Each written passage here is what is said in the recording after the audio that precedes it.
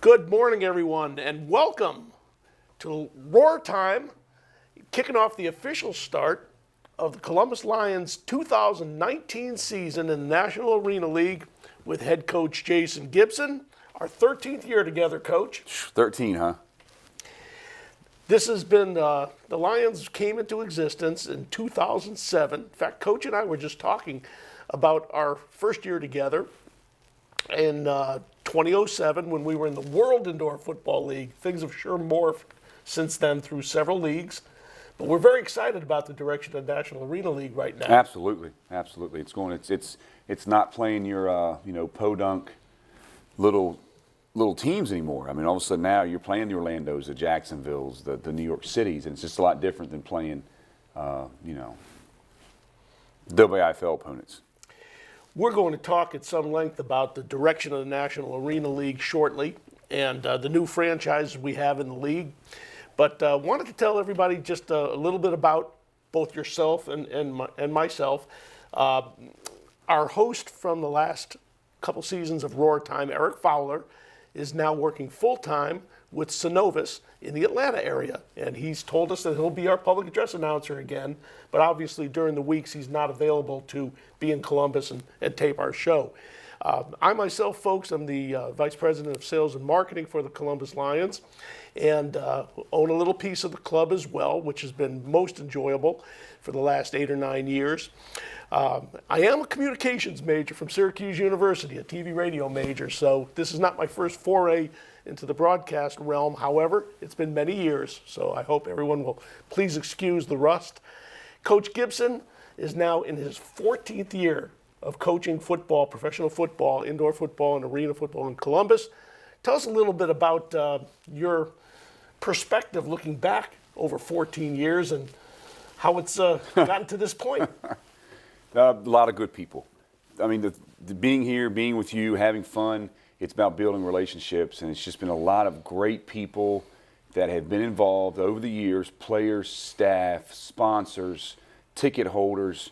That's what makes football great. You get to meet people you normally wouldn't meet and hang out with and be able to form relationships with. So it's been a long road, and when I think about all the experiences that we've had, all the road trips, all the sponsorship meetings, all of the sales meetings, the shows we've filmed, the community events we've done, it's a lot. It's a lot. It's fun though. It's best job in the world. That's why I've been here so long, and that's why the Lions are still here, and that's why we do it right. It's kind of interesting. I consider myself a professional minor league baseball sales and general manager in the 1980s and 1990s. I was working for the Columbus Red Sticks here when baseball essentially started to tumble. Right. And worked 7 years, the first 7 years of the Columbus Cottonmouths. Very proud time in my life when hockey was big here. But things have transpired over the years to get to the point where we're the only professional sports franchise in the Chattahoochee Valley. And one of the things that's always been good, I remember the first couple years, I remember going to those meetings, and up next is Coach Gibson with the Lions, and everybody thought I was with the Rotary Club, and they didn't know. And so everything we did, you had to make sure it said the Columbus Lions Arena Football, Columbus Lions Arena Football. And I always wanted to get to the point to where you could just say Lions or see our logo, and people knew exactly what it was. And we're there. We're at that point. We're at that point, in our community, and it feels good to be able to kind of just get to that point. I'm going to bring up a little trivia question. I want to see how much Coach remembers about our very start here. I don't get asked this much, but do you remember the specific origin of how the name Lions became our team choice? Absolutely. Tell the fans and the viewers. Well, originally, let's make sure we're on the same story here for the word Lions. The colors came from the arena. Interesting. The seats in the arena are blue. And I didn't know. The seats in the arena are blue. So the way it came about was we wanted to do something, first of all, that represented Columbus. And we battled with anything with Fort Benning. We battled with the textile mills, the cotton mills. We battled with some stuff with Coca-Cola, then some things with Aflac. We tried to figure out what in the area would represent Columbus. And there were so many different things, and the names just didn't click. And So then we thought, you know what, there's been so many not failed franchises, there's been so many things. We want to talk about having pride in the city and in the Bi-City. So we said, let's name it the Columbus Pride. And a good friend of mine, first person I met, Dr. Jay Broadwin, said you can't do that because there was a softball team here called the Columbus Pride. And if you name it the Pride, then Georgia Pride. The Georgia Pride. Yeah. The Georgia Pride, then everybody would think you were a softball team. And I went, well, yeah, we can't do that. And so we were so frustrated. We said, Pride. Let's just call it the Lions. And that's how the name Lions came up. And you see, his version is unknown to me. My take on it was that our original managing partner, Zach McDonald, had a young son who loved The Lion King, the Disney movie that was so big at that time. That's where I thought the name came from. No, it really came from the fact that we just got exhausted. And so instead of calling it the Pride, we just decided to call it the Lions. And then when we picked out the colors, we wanted the colors to match the seats in the building so the Civic Center would look like our home arena. Because originally the Chattahoochee Valley Vipers were here. Mm-hmm. And they were red and yellow. Terrible color scheme. No offense to anybody. And, you know, when you had the color scheme of our team in our arena, it looked like we were the visiting team. And that's actually where the colors came from. It had nothing to do with the Detroit Lions. Before we go to our first break, I want to tell the fans a little bit about the fact I preceded Jason actually in arena football in Columbus. We did have the Columbus War Dogs from 2001 to 2004. And the origin of the War Dogs name was kind of interesting too. Just a little bit of a side story. The war part came from War Eagle, the Auburn chant, and the dogs came from the Georgia Bulldogs. So the original Columbus War Dogs owner was a gentleman from Birmingham by the name of Ed Randall, one of the two founders of Primerica Insurance. And Ed felt that the combination of the Auburn and the Georgia tie-ins, and then there were war dogs trained at Fort Benning that were service dogs in war situations. Right. And so, you know, that's how that name came about. But 4 years of a lot of losing, the War Dogs went out of existence, and we had a gap year with no football here. Well, it sure is not 4 years a lot of losing in Columbus. No, it's amazing because the War Dogs' best season of 4 was a 6-10 year.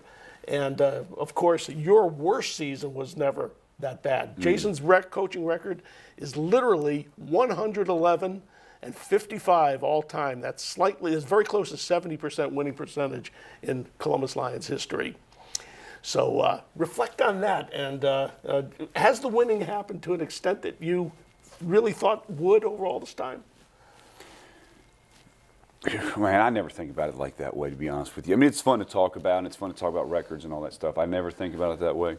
Just I try to win. I don't want to say all that. I never think about it. So. Well, at this point, folks, we're going to take our first commercial break, and some of our fine sponsors for Columbus Lions Indoor Football are exclusively advertising on Roar Time. We're going to come back after these messages and talk some football. Every day, men and women from communities across this nation serve as Reserve Citizen Airmen. I am proud to defend our nation. Proud to be part of a team that helps make a difference. I am proud to be part of something larger than me and to serve my country. We celebrate those who have served and those who are proudly serving in the Air Force Reserve. Our mission is to fly, fight, and win in air, space, and cyberspace. I am proud to be a member. I am proud to protect our... Proud to serve in the U.S. Air Force Reserve. Thanks, Dr. J. My back feels so much better. Now tell me where I can go for my headaches. Really? You don't need to go anywhere else. That's what we do. Well, what about my shoulder? That's what we do. Pinched nerve? That's what we do. Well, what about disc problems? That's what we do. Sciatica? With almost 500,000 patient visits over the last 34 years, don't just take my word for it. Ask a friend. Call Dr. Jay Broadwin and Associates today. Welcome to the Columbus campus of Georgia Military College. At GMC Columbus, students participate in community events, community service, and student activities. Join the excitement at GMC Columbus, a college for its community. Apply today at gmc.edu.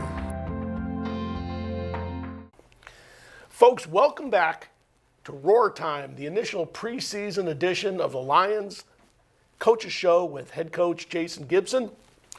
Folks, we're going to talk a little bit about 2018, the Lions' 12th season and second in the National Arena League, which resulted in us going to the championship game for the second straight year, this year in Greensboro, North Carolina, Right. but really quite a year leading up to that last month.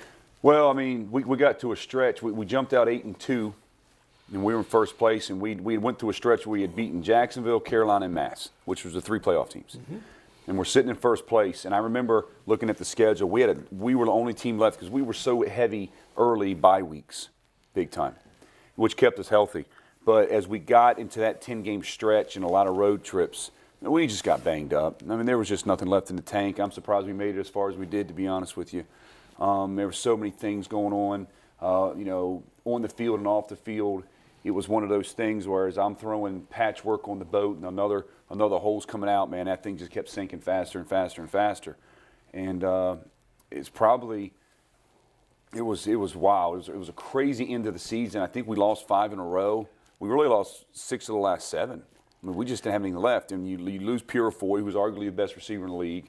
Fortson goes out. Deron Neal's gone. You lose your starting quarterback. You lose Greg Hall, who's leading the league in sacks, so that's 5.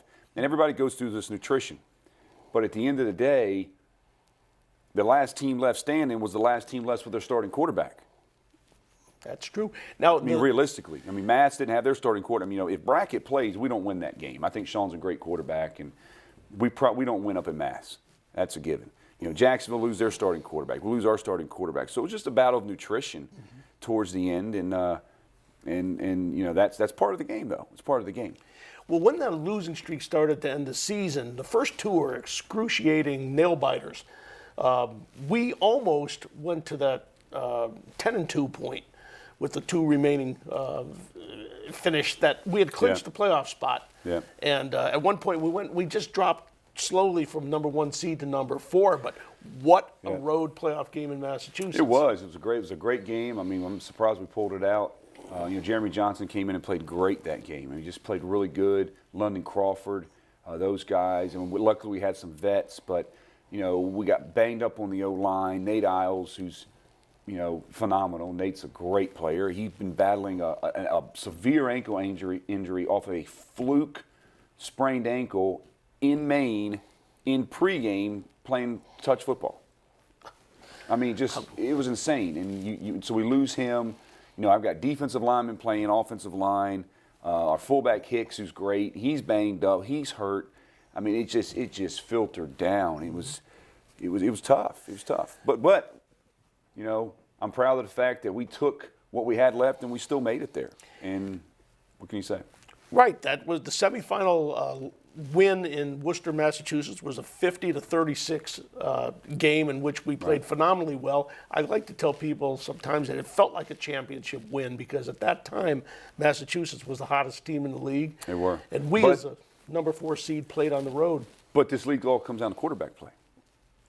I mean, it just does. And when Sean, who was MVP of the league, he's not playing, and all of a sudden Espinoza's not MVP. He really MVP of the league, and he's not playing either. Mm-hmm. I mean, it changes everything. When Espinoza's playing, we don't lose none of those teams because the record shows it. But it was what it was. So we go to Greensboro. Yes, the championship game was a tough night, and we got off to a bad start in that game with some drop passes. Final score 66-8 does not reflect at all how the season went as a whole. No. But it was just a bad night. And why don't you morph from that into a review of how you alter the roster coming into the offseason for 2019? I think what we tried to do, what we are doing this year, is going after the type of people that represent the Lions way. I'm going to leave it at that. I'm not going to give away my secrets, but you're going to see a tremendously different team on the field. And it won't be week 1. But at the end of the day, when the chips are laid out, we'll be where we need to be, because we always are. And everybody counts us out, which is a good thing. I like that. And we've been working behind the scenes to get where we're at. I mean, I only have 26, 27 guys signed for a reason. There's some guys out there that we're waiting on that I know are going to come through. I don't need to go out and sign 40 to 50 people and bring all these guys into training camp just to have camp bodies and cut people and bring all these people in. So it's going to be pretty exciting. And I love the fact that nobody counts out a team that's been to 7 championship football games. Well, you've obviously gone with a great deal of SEC talent, particularly on defense. Yeah. I mean, that entire roster is SEC. The entire D-line, linebackers, and DBs are all SEC players. Every single one of them. One of the interesting additions to the team, and he's in town and been in town for a little while, is Massachusetts star receiver Bones Bagante. Tell us how you acquired him. I acquired Bones because I can't stop Bones. That's how we acquired him. He lit us up. And that's what I usually try to do. I try to find people that we can't stop or that we have to game plan for. And when we played them the second and third time, that was the number one thing on our chart. How do we stop number 0? You know, you see it incoming and outgoing. What is the special sauce, if you will? Why are free agents changing teams within the National Arena League? You want me to give you the political answer or you want me to give you the right answer? Well, tell the fans what they want to hear. We know why players change different teams. But you know, sometimes it's just a better situation based upon where they live, family. That plays a lot into it. I've talked to a lot of guys. I've talked to guys that, you know, we really wanted to bring in that may live up in Massachusetts. I'm like, why would you come all the way down here? Why would a player leave where you live to travel all the way across the country or up and down the East Coast to play for another team when they're all making the same contractual money? Does it emerge that the teams are more local than they might be otherwise? No. I mean, not if you even look at our roster this year. So, but, you know, different situations. We just never know the good situations. Mm-hmm. You know, we got some players in that we got some jobs for. We do a good job. You know, A.J. Harmon, we got him a great job here in town, and so that helps out. And as we go down the roster, we talk about different people. And then I've got players that played for us, like Tyler Rosso signed with Mass. It wasn't that he wanted to come back to Columbus. He did want to come back to Columbus, but he had families that's in Boston. It's, you know, most of his family's in or around or near Boston. I think his girlfriend or fiance got a job near Boston. So it's more convenient for him. So, yeah, go play for Mass, man. You know, whatever's best for the player. Can I just ask, I was under the impression that Tyler was trying out with Salt Lake. He got released. AAF. He got released. Which is crazy. He's the best kicker in the country, if you ask me. But it's good for him. It's good for Massachusetts. It's good for the league. And see, I see that from a coaching standpoint because not only do I do the coaching, but also from the managerial standpoint, you also have to look out for the best interest of the league, and you have to look out for the best interest of all the other teams as well. And I understand what it's like to have good competition. I understand what it's like to have rivalries. And that's the thing that a lot of people don't understand because they're too narrow-minded. You know, we need Massachusetts to be great. You need guys from certain teams to transfer to other teams. You need to build rivalries and have games like that because what that does is builds interest with the fans. And it builds interest for the league, and in turn, the league grows. We're going to take a specific look at the new cities in the NAL and some of the returnees. Let's take a moment to really thank and talk a little bit about some of our sponsors on Roar Time that were with us last year and continuing with us for the 2019 season. Starting with our good friends at Jordan's Girls Gourmet Dogs. Now, at 8th and Veterans, if you want the Lions dog, any SEC schools hot dog, any way you could possibly eat a hot dog with some nice chili and nachos and some other options too, go see Natalie and her family, Olivia and Mama J, serving up really some of the best hot dogs in the Chattahoochee Valley at Jordan's Girls Gourmet Dogs, 803 Veterans Parkway. Then I'd like to welcome back Sprague Supply, the Napa Auto Parts distributor for the Chattahoochee Valley. Frank Winship and his crew take care of us at 3 locations in Auburn, Phoenix City, and Columbus, and sponsor the Lions Catch of the Game every week here on Roar Time. We've got the Air Force Reserve back with us in 2019. They are sponsors of Pass the Pigskin, the popular halftime game at every Lions home game, where miniature footballs are tossed on the field. Air Force Reserve co-sponsors that, along with Nuke's Eatery. And they also sponsored the defensive play of the game here on Roar Time all season long. Texas Roadhouse out on North Lake Parkway, sponsors of, or I should say they're the home of the fall off the bone ribs, hearty hand-cut steaks, ice cold beer, and legendary margaritas. 2970 North Lake Parkway. Once again, they'll be providing lots of gift certificates for our players. Great steakhouse, and we are going to have a schedule mural on the wall of the bar at Texas Roadhouse very shortly. The Overby Company and Shredaway, what a great sponsor. I don't know how you could print all your game plans, how I could print all our sales materials and our program inserts without Mark Overby and the good folks taking care of our printing and copier equipment for at least the 9th straight year, in my recollection. Shredaway is their another division of the Overby Company, of course, paper recycling and paper cutting. Midas of Columbus, once again, sponsoring the player of the game. Midas has done this as far back as I can remember, and they've got 2 locations on 13th Street in Columbus and Manchester Expressway. Make sure that you realize that every touchdown is a Midas of Columbus touchdown. Trust the Midas touch. Finally, I'd be remiss without mentioning Players Billiards and Locals, which the folks who own these 2 restaurants in Columbus and Phoenix City now also own Old Chicago Tap Room. Wonderful addition to the Columbus eating scene. So we'll be talking about these companies a little bit more as the year goes on. We're going to take our next break now, and we will resume with some league analysis, and Jason's going to talk about the roster by position group as soon as we return to Roar Time. USAA gives me the peace of mind and the security just like the Marines did. At one point I did change to a different company with car insurance and I was not happy with the customer service. We have switched back over and we feel like we're back home now. We're the Williams family and we're USAA members for life. Rivertown Buick GMC is going deep with our deepest discounts of the year. Every select new Buick and GMC model scores with thousands below MSRP. And your team of new 2018s are lining up, backed by our low price promise. We'll meet or beat any price. You get $1,000. Plus, get the right way guarantee with limited lifetime powertrain protection. We are Rivertown Buick GMC, and we are the king of trucks. Welcome back to the preseason special edition of Roar Time, the Columbus Lions Coaches Show with head coach, director of football operations, Jason Gibson. It is time to talk a little bit about the just released 2019 schedule, which will push back a little bit this year, Coach, a little bit later start than in past seasons.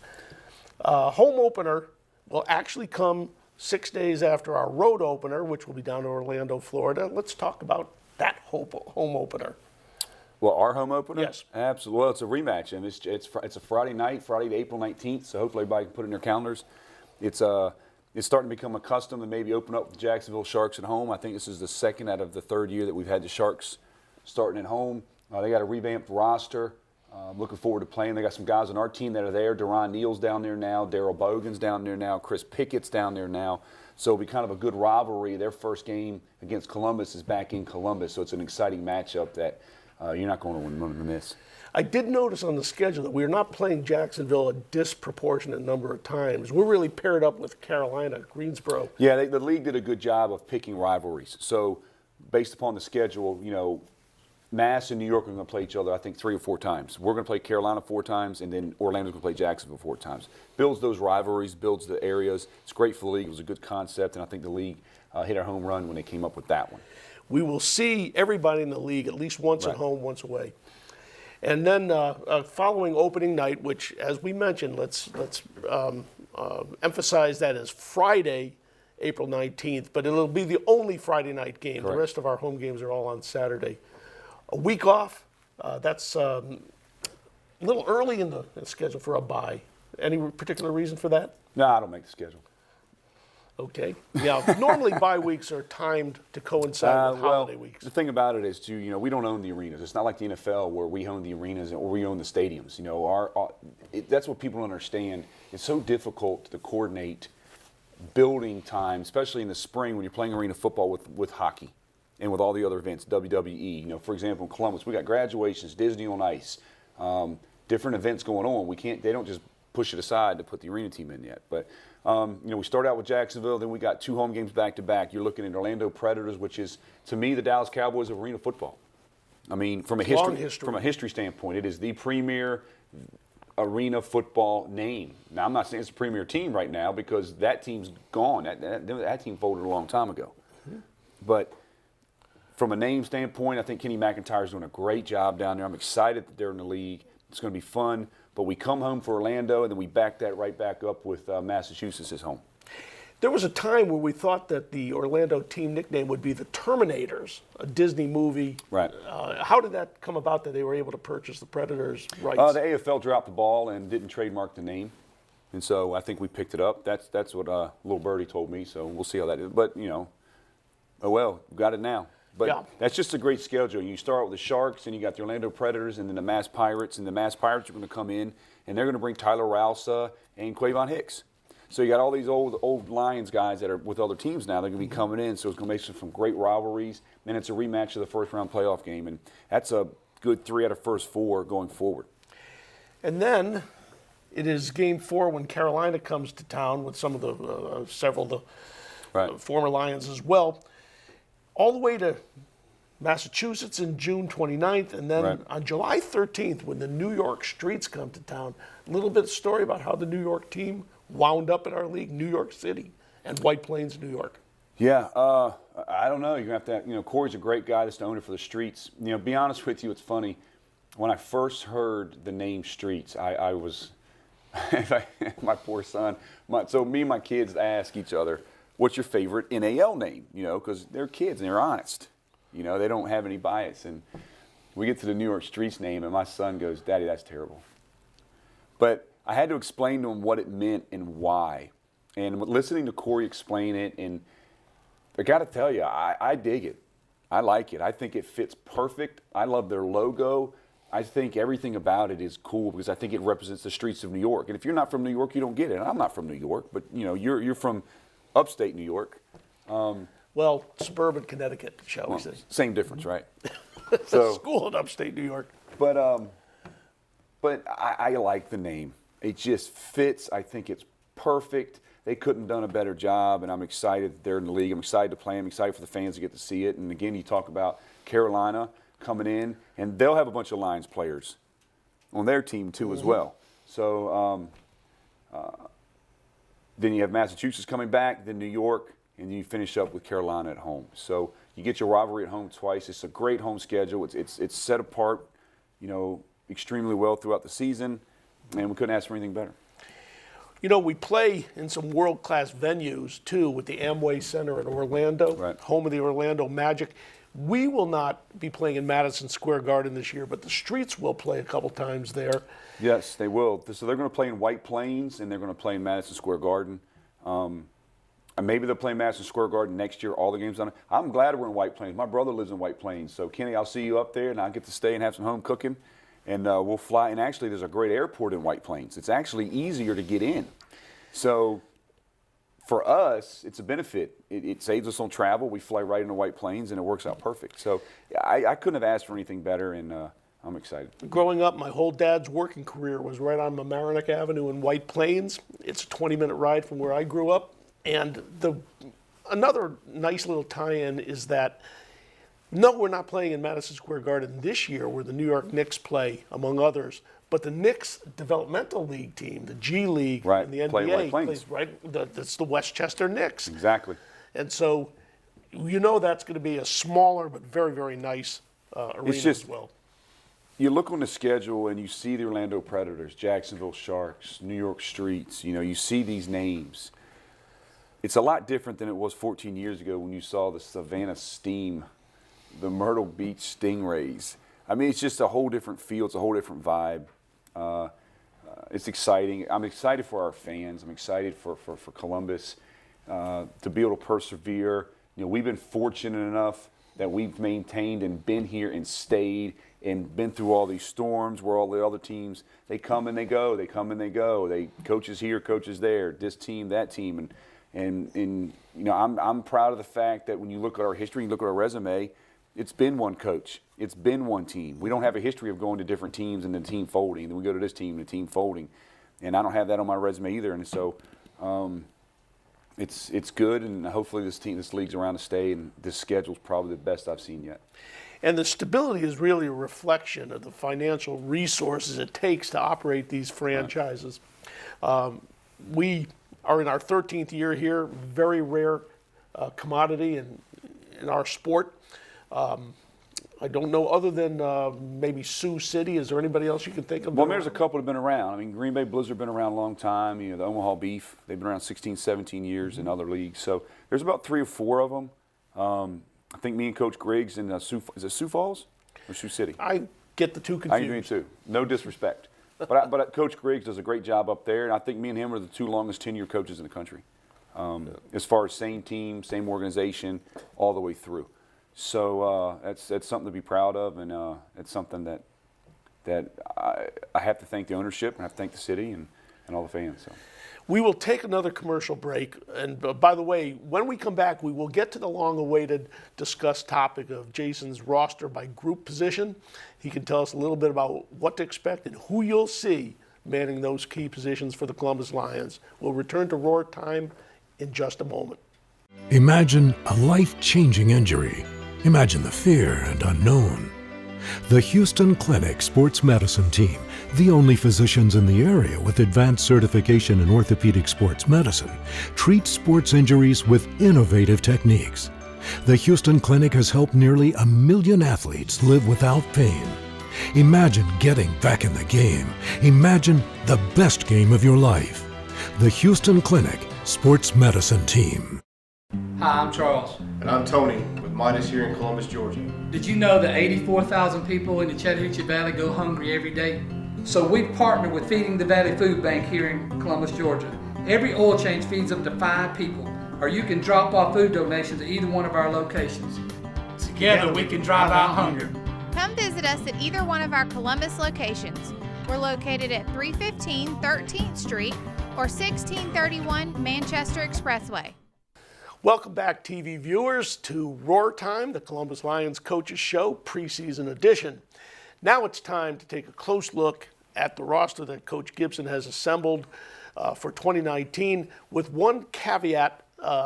As we speak, there is one more free agent tryout coming up. It'll be done by the time folks watch the show.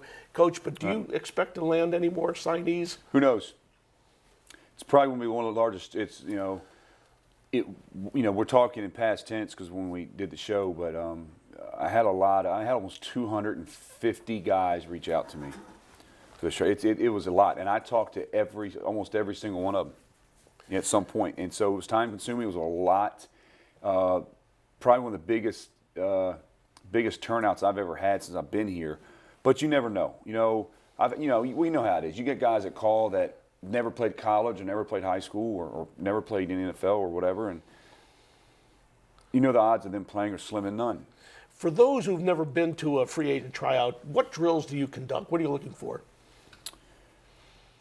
You're looking for the guy, and I say this at the tryouts, I'm looking for the guy that every person in the building knows that they're the best player out there. I'm not looking for a specific time. I'm not looking for this.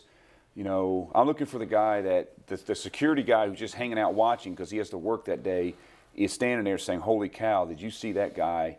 He's unbelievable. If you're that guy, then yeah, we sign him. But everybody's good. Everybody's good in the league. Every team has great players. Every team in our league has NFL players on their roster, and we do too, and we all do.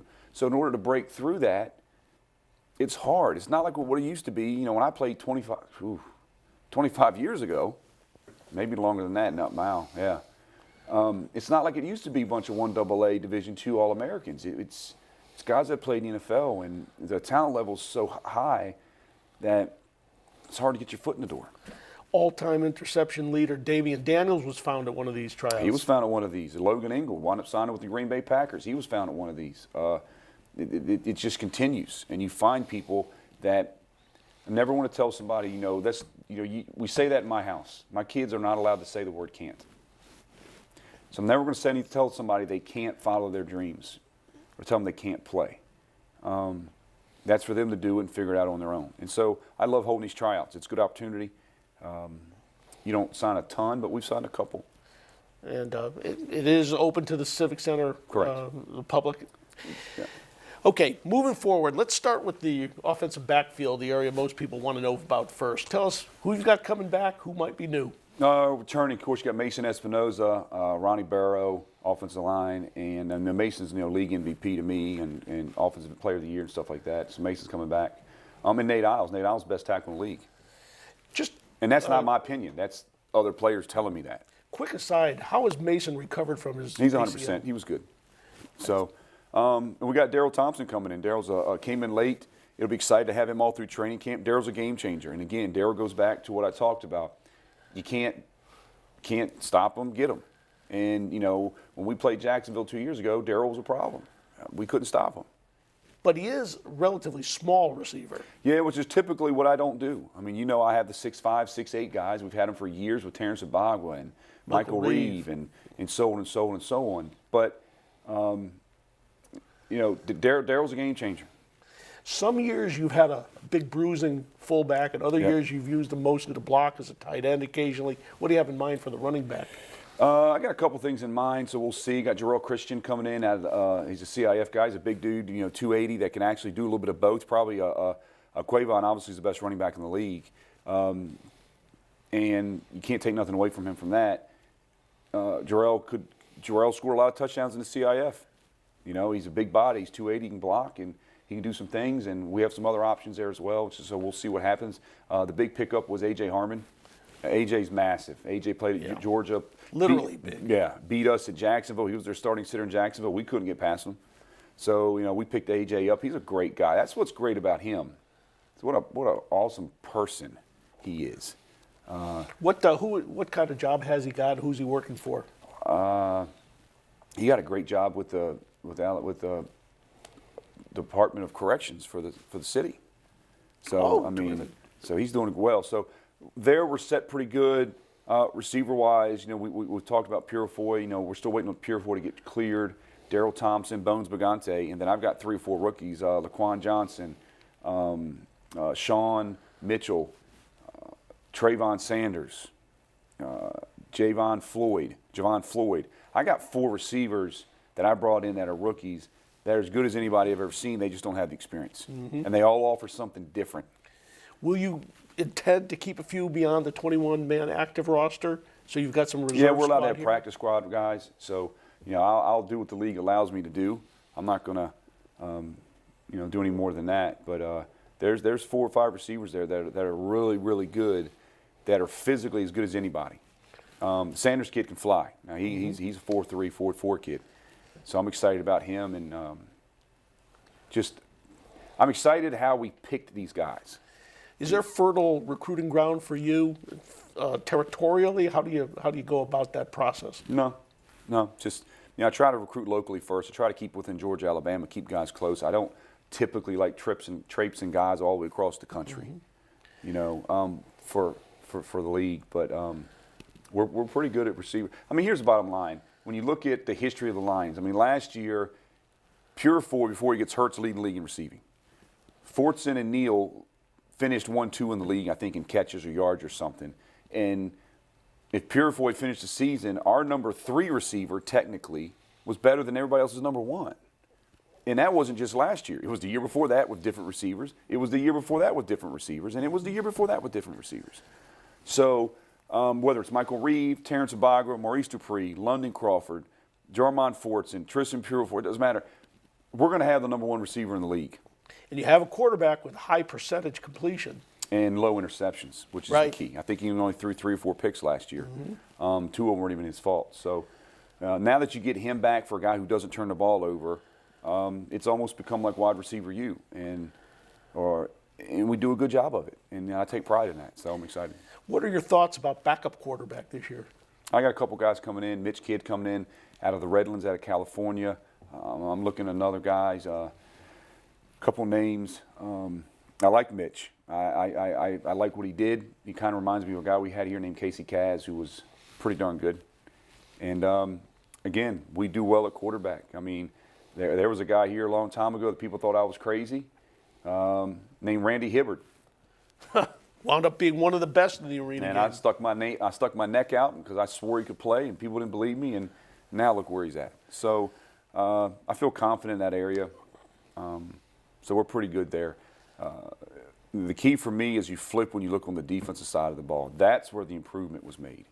That's where I think it sets us apart. When you look at the D-line, pretty much, you get back Ken Washington. People remember, Ken didn't play last year because he got towards Achilles. And Ken is as good as there. He is one of the smartest football players on the field. As a D-lineman, he understands everything that's going on. When you talk, too, about returning players from injury, I think about how great it must be to have Marte Sears back. Marte Sears is the best jack in football, and everybody knows it. But you bring back Darius Rosser, who is an up-and-coming great young talent with Ken Washington, and then everybody else is SEC D linemen. J.T. Surratt, South Carolina. LaMichael Fanning, 6'8", 300 out of Alabama. Trent Thompson out of Georgia. James Middleton out of South Carolina. You know, James Middleton's a vet from Maine. He was a player now. James can get after it. So we've got some great D linemen coming, and then you couple it in. We return Greg Hall from Auburn. We talk about Braden Jasper, who's a physical freak out of Vanderbilt. Then you bring in Marte Sears at the jack. And then you look on the back end. Shonell Finnick will be in his second year. That's when you make your biggest improvement out of Georgia. D-back, yeah. Marte Maddox, which I should have never cut. He went up to Maine and just torched us. Out of South Carolina, he's back. You know, we're looking at some other. I signed some young guys. Tyreek Abel, he's coming in at DB. A young man named Vernon Johnson, who's a burner out of Texas. So I've got some guys that have the physical attributes. And what I was looking for is physically, we're as good or better than anybody in the league. Physically. Doesn't mean from an arena standpoint, doesn't mean from a football standpoint we're better. But from a numbers standpoint, we can match up with anybody. The most size you've ever brought into a camp? No, it's not the most size. But overall athletic ability, pure speed. It might be the fastest team I've ever had, if that makes sense. Doesn't know how that translates to football. I mean, I've had guys run, it's funny, I tell guys, I've had guys run 4.2s, can't catch cold. So it's irrelevant. But from a speed standpoint overall on our team, it's the fastest team I've ever had. If you had to give a number, how many jobs are being competed for right now? Do you have your roster? 21. All 21. That's how we have to operate. You can't say this is your job, this is your job. It never happens that way. I mean that was what happened the year. Chris McCoy was coming off of an MVP season for us at quarterback, and Randy Hibbert comes in and beats him out in camp, and we start Randy. That's just football, and that's just it's just the way it goes. And so you have to compete. And no one's job is safe for the offseason. My job's not safe. I mean, nobody's job's safe. So you have to win. You have to produce. Well, and that's probably as it should be. Absolutely. Very exciting season ahead for the Columbus Lions. Let's take a moment to talk a little bit about some of the things we're doing in the community here in the preseason. Coach, a couple that come to mind for me is that we're going to take part in IHOP Restaurant's National Pancake Day fundraiser for the Children's Miracle Network. Try to have some players at 4 stores. Also, I would like to mention our participation in the Chattahoochee Valley Feeding the Valley, which is, of course, the area food bank. We're going to have some player appearances at their fundraising 5K. That date for that is April 6th, Saturday, April 6th in the morning. Anyone that you're working on particularly closely? I mean, there's a bunch that come up. I do want to give a shout out to something that happened over, I think it was over Christmas break. Greg Hall Jr. out of Auburn plays DN for us. He came to me one day, or came to our ops guy, Robert Koss, and said, Coach, I want to do a Hoodies for Homeless program. He put the whole program together himself. He collected all the hoodies, and he distributed them all by himself. He didn't ask for any accolades. He didn't ask for, hey, look at me, pat me on the back. He did it because he wanted to do it. He had a calling to do that, and he felt compelled to give back to the community, and I got to commend Greg on that. That's the kind of people we want on this team. So that's really what stands out to me. We've got a lot of readings coming up with a lot of schools for Read Across America and Dr. Seuss, which we always participate in. I'm excited about that. And we got a lot of great programming and theme nights that we're going to talk about in a later show to get people involved. So it's always about what you can give back, and we believe in that. And I think the Cottonmouths did a great job of that. I think Wanda Amos and Boom Boom, that was their main thing, was what they could do for the community, and I applaud them for that. And I, would like to follow in their footsteps and try to continue some of the things that they do, and then create some new things that we can do as well. And so if you're watching or listening, and there's any way we can get out and get involved and help you with anything at the schools or community events, if you have great ideas, anything to make this place a better place to live. This is our town, this is our community.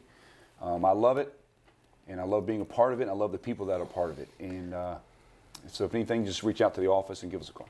Right, and it comes to mind that we're going to provide a prize for each of the Muskogee County School District Teacher of the Year candidates, one for each of the 57 schools. We're going to have a very nice Lions cap and some kind of ticket discount voucher. That's coming up here in the next 30 days.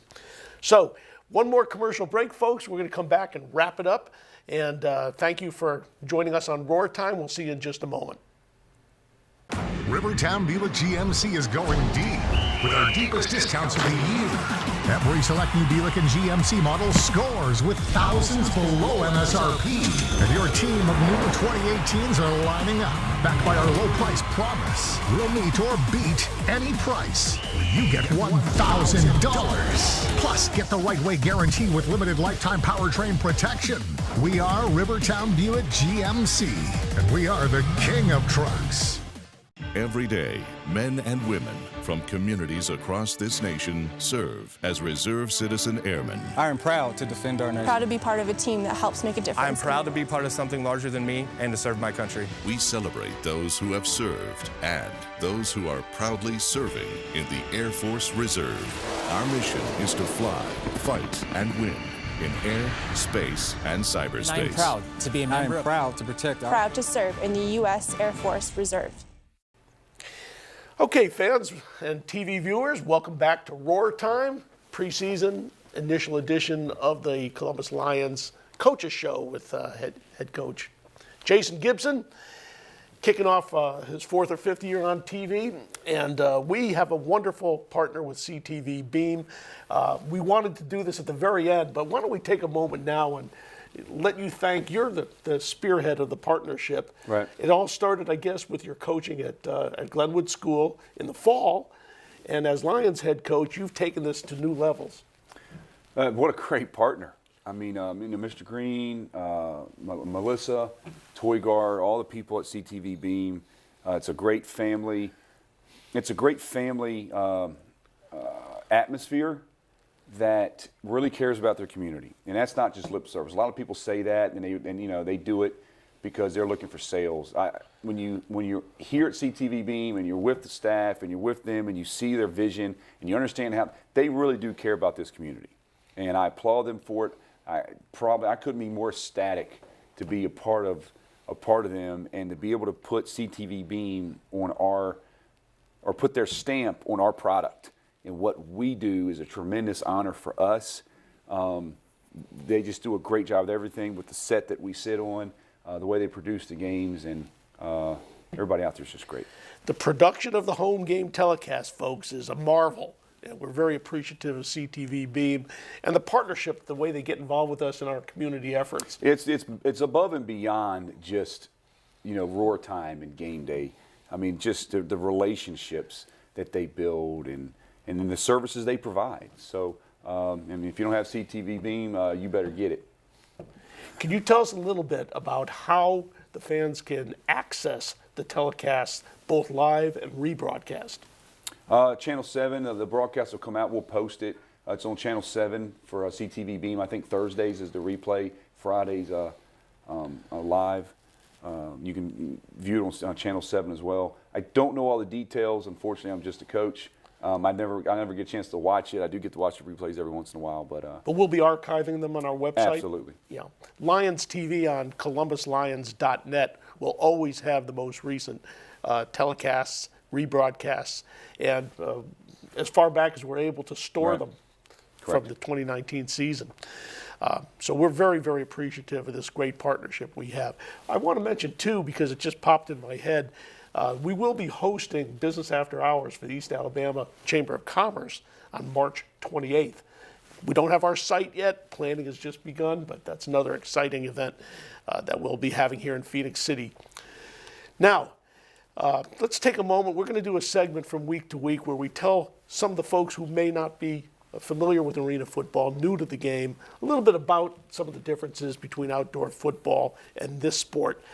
Let's start with the term the deuce, what that means, and about the goalposts that are differently sized. It just came up by accident. We don't use the nets for two reasons. One, it's expensive to use them, and it's an AFL thing. But two, because from a fan standpoint, more football is going to stands, and that's part of arena football is the fan experience of catching football. So the deuce basically is after a touchdown, you kick the ball through the uprights, you get 2 more points.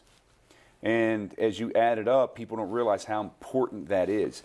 So on an average game, there's about 8 touchdowns plus an opening or second half kickoff. So on an average game, there's 9 kickoffs. If you can make 2 deuces, that's 4 points. That forces the other team to get an extra possession because you're up by 4 points. So they have to score another touchdown in order to win the game. Can't kick a field goal. It is one of the single greatest things that's so cool about our league in the NAL that makes the games competitive, and it can flip a game. Most years, you have had a very strong-legged, accurate kicker. Right. Who do you have in mind this season? We got a couple guys coming in. Of course, we signed Derek Vaca, who's come a long way. He's doing a great job for us. He kicked some games for us last year, so I'm excited about Derek. Jed Solomon played at Troy. Jed's pretty good, too. Jed's got a monster leg, so we're bringing Jed in, too, to kind of compete. Everybody's got to compete. I got another kicker. I'm going to say Blake Erickson's coming in from out of Tallahassee. So we'll see. But, yeah, kicking for us has always been really good. And it'll win you a couple ball games. And if you have a good kicker, you're going to be in a good spot. At one point, I'm just going to mention this because I heard you make a reference to the possibility of having former Jacksonville kicker Nick Belcher here. Is he still in the mix? No, not really right now. We reached out to Nick a couple times. It just didn't work out logistically because then last year we were going to bring him in, but then Tyler showed up.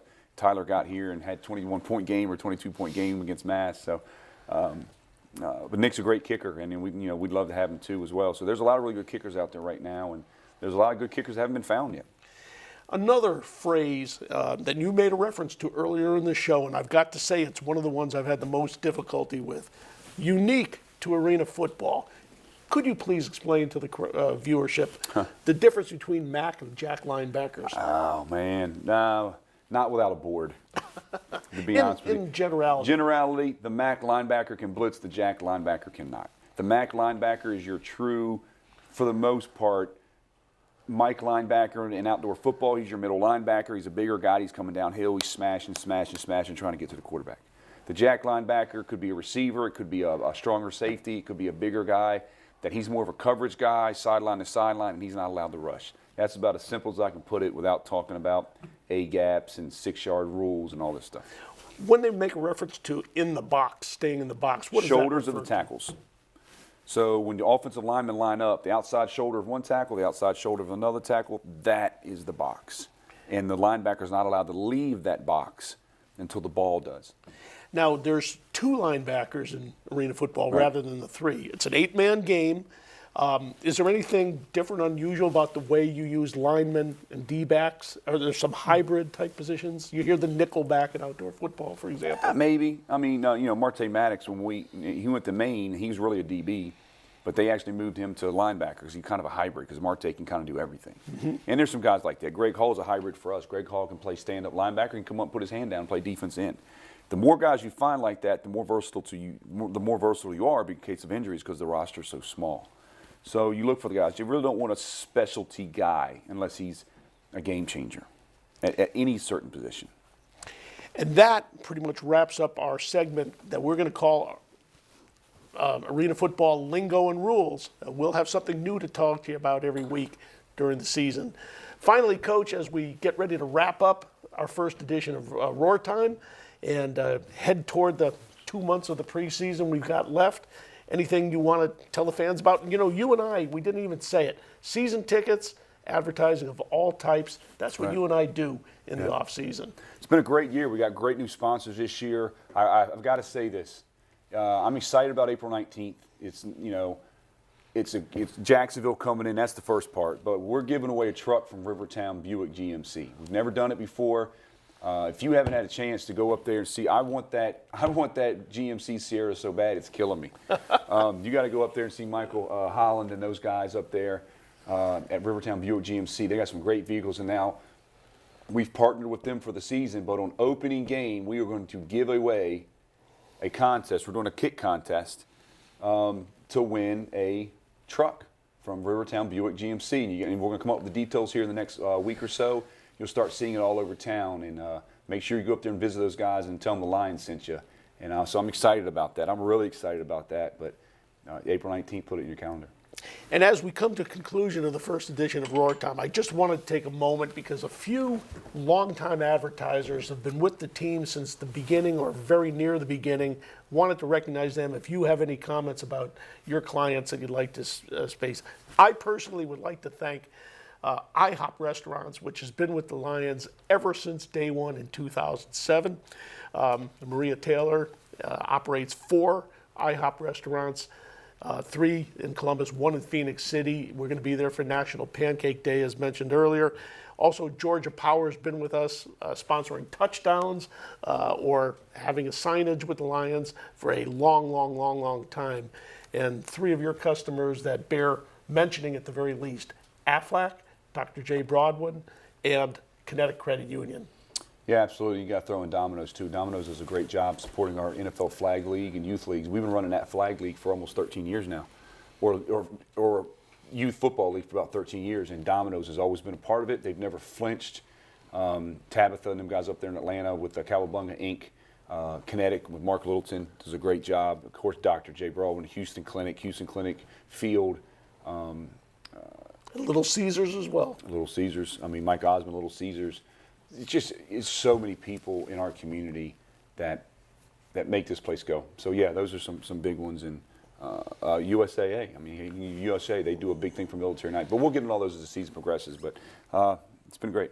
Yeah, and as Jason says, it's just a lot of good people. I'd really like to recognize the ones who have been with us through thick and thin, the longest. And as we wrap up this relatively long edition of Roar Time, we want to thank you for joining us for the telecast. A great season ahead. Thanks, Coach Gibson, for number 1 of many this year. Yeah, Dio, you did a good job. Thank you. And folks, Roar Time concludes today. Join us every Thursday night from training camp on through the playoffs. And it's going to be a great season. Don't forget, Roar Lions Roar every chance you get. Thanks for joining us. Go Lions.